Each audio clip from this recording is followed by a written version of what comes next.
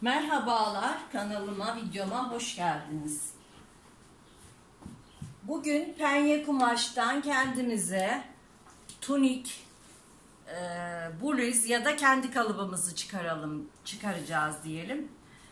Hiç kalıp bilmeyenler bile bu videoyu izledikten sonra kendilerine kolaylıkla kıyafetini dikebilecekler arkadaşlar.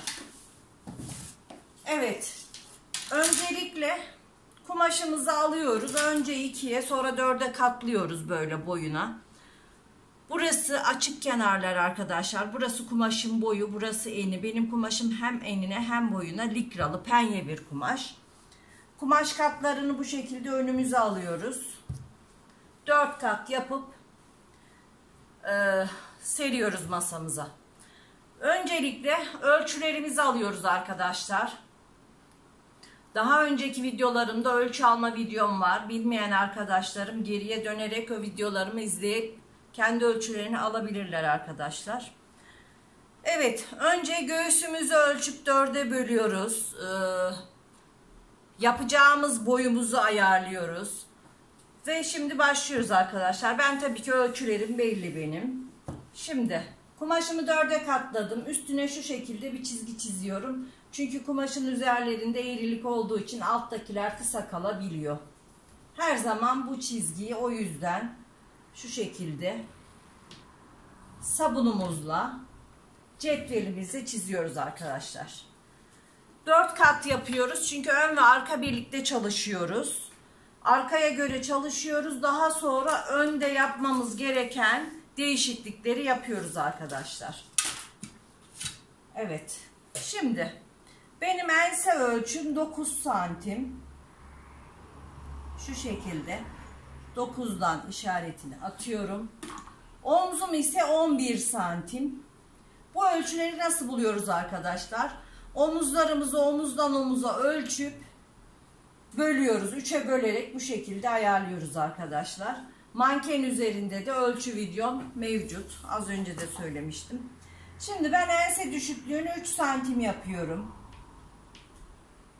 Omuz düşüklüğünü de 3 santim yapıyorum. İşaretlerimizi alıyoruz bu şekilde. Şimdi önce beden boyumuzu işaretleyelim. Şu şekilde. Ben uzun seviyorum. Siz istediğiniz boy ölçüsünde yapabilirsiniz. Şu şekilde 85 santimden dikiş payıyla yani kıvırma payıyla birlikte işaretliyorum ve bu şekilde hemen çiziyorum. Bakıyorum kameramız tam gösteriyor mu? Evet arkadaşlar. Bu videom hiç bilmeyen arkadaşlar için yavaş yavaş ayrıntılı bir şekilde anlatacağım arkadaşlar. Evet. Şimdi omuz başından aşağıya şu şekilde 44 santim ön ve arka düşüklüğümüzü işaretliyoruz. Daha sonra buradan 20 santim kalça düşüklüğünü yani bel ile kalça arasındaki ölçümüzü işaretliyoruz. Ve bu çizgileri düz olarak bu şekilde uzatıyorum. Kalça hattımı da uzatıyorum.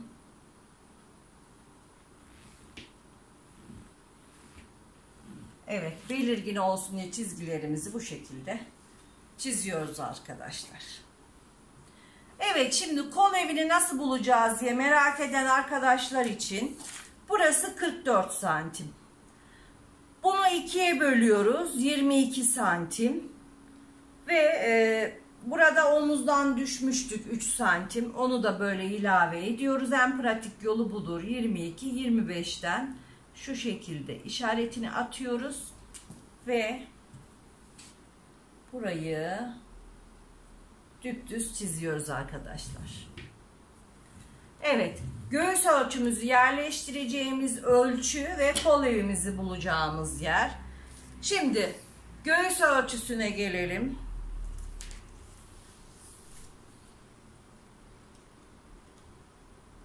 Benim çalışacağım göğüs ölçüsü 106 santim. hemen 106 bölü 4 yapıyorum. Eşittir 26,5. Bu likralı olduğu için hiç ben pay vermiyorum. Siz kumaşın özelliğine göre pay verebilirsiniz. Yani 26,5.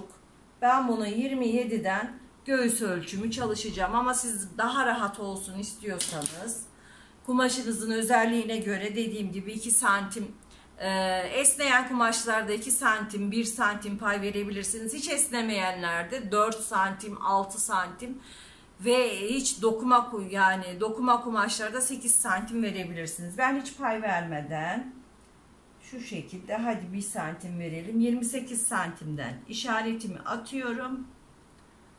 Ve bele gelelim. Belde hafif bir oyuntu olsun istiyorum. Şu şekilde 2 santim içeri girerek 26'dan işaret atıyorum. Kalça ölçüm ise 4'e bölüp bulduğum sayı 30 santim. Şu şekilde 30'dan çiziyorum.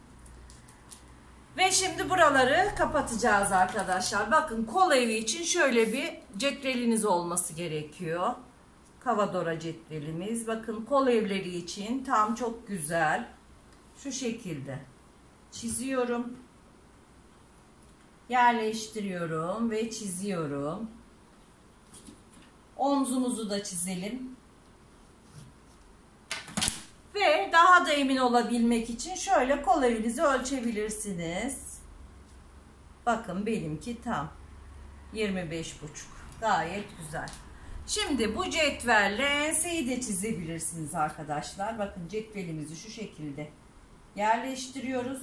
Şuradan bir miktar düz çizdikten sonra kavisimizi veriyoruz ve arka yakamızı oymuş oluyoruz arkadaşlar. Bakın çok kolay ve basit. Şimdi hemen kol evinden belimizi çiziyoruz. Riga cetvelimizle çok kavisli olmayan yeriyle şu şekilde belden kalça hattını çiziyoruz. Bakın burada köşe oluştu. Hiçbir zaman insan vücudunda köşe yoktur. Böyle köşeli gelen yerleri şöyle hafifçe yumuşatıyoruz arkadaşlar. Hafif bir doldurma yaparak şuradan yumuşatıyoruz gördüğünüz gibi. Şimdi burayı da ister bu şekilde düz çizip şöyle düz çizip buraya 2 santim 1,5-2 santim pay verip yırtmaç yapabilirsiniz.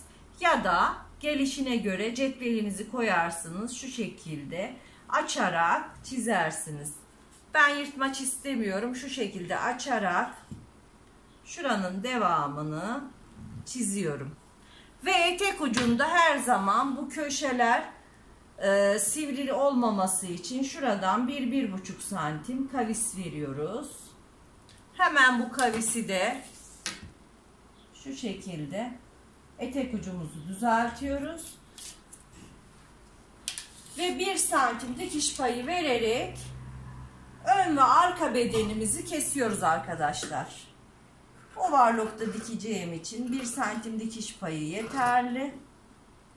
Kumaş özelliğine göre de değişiyor. Viskonlarda daha 2 santim pay vermek gerekiyor arkadaşlar. Ben bunu overlock'ta dikeceğim için şu şekilde 1 santim dikiş payıyla tuniğimi kesiyorum. Etek kıvırma payını vermiştim. Şöyle bu şekilde kestim arkadaşlar. Bakın 4 kat arka ve ön bedenimiz çıktı. Şimdi içinden bir tanesini alıyoruz şu şekilde. Bunu arka olarak ayırıyoruz. Ve bunu ön beden yapacağım arkadaşlar. Ön bedende ne gibi bir değişiklikler olacak? Ön bedende omzunu 1 santim düşeceğiz. Hiç bilmeyenler için söylüyorum. Bu 1 santimi niye düşüyoruz? Bluzu giydiğimiz zaman arka önü yukarı doğru çektirmesin diye arkadaşlar. Şimdi şuradan omuz başından 0 giriyorum. Ve 1 santim kadar burayı düşüyorum önde. Şimdi buradan tekrar kol evinden 0 giriyorum. Göğüs bölümünde önde yığılma yapmaması için 1 santim oyarak kol evinden sıfırlayarak çıkıyorum. Ve ön yakamızı nasıl yapmak istiyorsak 0 ve yani nasıl kullanacaksak, nasıl arzu ediyorsak o şekilde kesebiliriz. Ben 0 yaka yapacağım. Şöyle 3 santim düşmüştük. Şöyle bir 10 santimden işaret atıyorum. Şuradan 1-2 santim düz geldikten sonra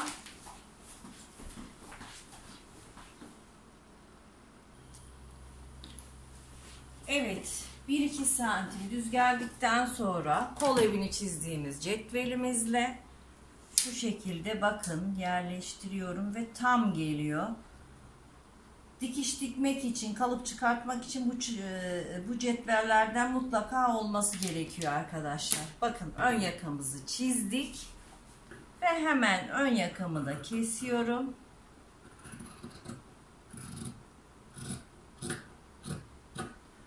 Ön ve arka hazır arkadaşlar. Şimdi kola geçeceğiz.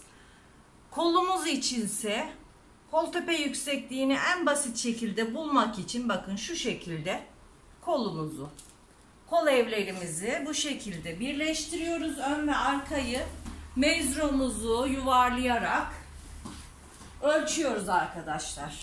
Bakın şu şekilde şöyle toplamını ölçüyoruz. 51 santim ve bunu 3'e bölüyoruz arkadaşlar. Ön ve arkamız hazır. Şimdi 51 bölü 3 eşittir 17 santim arkadaşlar. Biz bu kol tepe yüksekliğini 17'de yapabiliriz, 16'da yapabiliriz. Benim kumaşım penye likralı olduğu için 1 santimini çıkacağım ve 16 santim kol tepe yüksekliği yapacağım arkadaşlar. Bunun için de kumaşımızı ziyan etmemek adına pazı ölçümüze göre katlayacağız. Benim pazı ölçüm 20 santim. 22 santimden kumaşımı 4 kat yapacağım. 2 santim fazlalık vereceğim. Siz de bu şekilde pazınızı ölçün ve kumaşınızı katlayın arkadaşlar. Bakın çok kolay bir şekilde kendi beden kalıbınızı çıkartıp bluzunuzu kesmeniz için yavaş yavaş anlatıyorum arkadaşlar. Evet bakın içerideki kumaş yine çok eğri. O yüzden şu tarafı katlayacağım.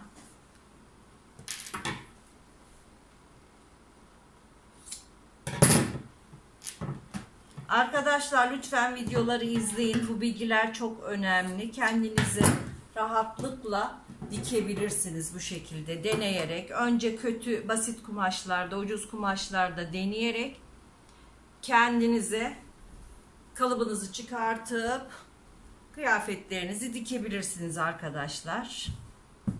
Evet, şimdi burası bakalım 22 santim gelecek mi? Evet. Şu kenar atılacak, kumaşın kötü kenarı, pis kenarı. Ve kol boyumuza göre işaretleyeceğiz. Şimdi yine burayı, kol üstünü bakıyorum şöyle ve düzeltiyorum hemen. Kol boyunu 65 santim çalışıyorum ben. Şimdi 65 santimden şöyle işaretliyoruz. Katlama payı falan hepsi içinde benimkinin. Siz istediğiniz ölçüde yapabilirsiniz. Kısa kol, yetim kol, uzun kol, istediğiniz gibi çalışabilirsiniz arkadaşlar. Şimdi kol tepe yüksekliğimi 16 olarak işaretliyorum. Şöyle burayı çiziyorum. Buraya pazı ölçüsünü yerleştireceğim. Şimdi benim pazı ölçüm 20 santim. 20 santimi buraya çiziyorum. Şuradan 1-2 santim içeri giriyorum. Ve pazıyla burayı düz olarak birleştiriyorum. Burayı 4'e bölüyorum. Ölçüyorum kaç santim. Burası 24 santim. 24'ü 4'e bölüyorum. 24 bölü 4 eşittir 6 santim. 6 işaretliyorum arkadaşlar. Bakın kolu en kolay yapabilmeniz için. Şimdi buradan 1-2 santim düz geleceğiz. Şuradan yukarıdan en tepedeki bulduğum işareti 2 santimden işaretliyorum. Burayı 1 santime düşürüyorum. Şu en sondakini de 1 santim içeri girerek işaretliyorum. Bakın kolun en basit çizme, çıkartma, kesme şekli. Bakın arkadaşlar 2 santimden geçecek şekilde, sonra 1 santim ve şuradan 1 santimden geçecek şekilde çiziyorum arkadaşlar. Bakın kolumuz çok basit bir şekilde çıktı arkadaşlar. Şimdi manşetimi işaretliyorum. Manşetinizi ne kadar yapmak istiyorsanız, ben şöyle 13 santim yeterli. Lastik falan takmayacağım. Düz reçmede katlayacağım sadece. Kol altını çiziyorum. Ve birer santim dikiş payı vererek şöyle kolumu kesiyorum. Bakın arkadaşlar çok basit bir şekilde kolumuz çıktı. Şimdi kol ucuna doğru yaklaşırken yarım santim dışa doğru genişletiyorum ki geriye katladığımız zaman sıkıntı yaşamayalım diye. Şimdi kolumuzu da kestik, tamam. Hemen kol tepesine çıtımı atıyorum, kol orta çıtımı. Kolumu açıyorum. Şimdi arka ön olayı olduğu için şimdi buradan kol ortasından 0 girerek şu şekilde şuradan 1 santim alarak kolu sıfırlayarak çıkıyorum arkadaşlar. Burası öne gelecek. Öne gelecek yere çıtını atıyorum ve kesimimiz tamam arkadaşlar. Bakın bu kadar kolay, basit bir şekilde hem kalıbımızı çıkartıyoruz hem tuniğimizi dikiyoruz. İsterseniz bunu bu şekilde çıkartıp elinizde her zaman bulundurabilirsiniz. Arka bedenimi düz yüzü bana bakacak şekilde seriyorum masama. Ön bedenimi de düz yüzlerini birbirine öpüştürecek şekilde seriyorum. Bu şekilde. Önce omuzlarını dikeceğim arkadaşlar. Omuzlarımızı dikiyoruz. Sonra kollarımızı takıp yanını kapatıyoruz. Tuniğimiz bitmiş oluyor. Yakasını da daha önceki videolarımda da var. Biye ile 3 santim, 3,5 santimlik biye ile çevirebiliyoruz arkadaşlar. 3,5 santimlik biye dikiyoruz. Burayı çeviriyoruz. Bluzumuz bitti arkadaşlar. Bugünkü videomda bu kadar arkadaşlar. Dikimini göstermeyeceğim çok uzun sürmesin diye. Sadece kesimini paylaşmak istedim. Bir dahaki videoda görüşmek üzere. Hoşça kalın, sağlıkla kalın.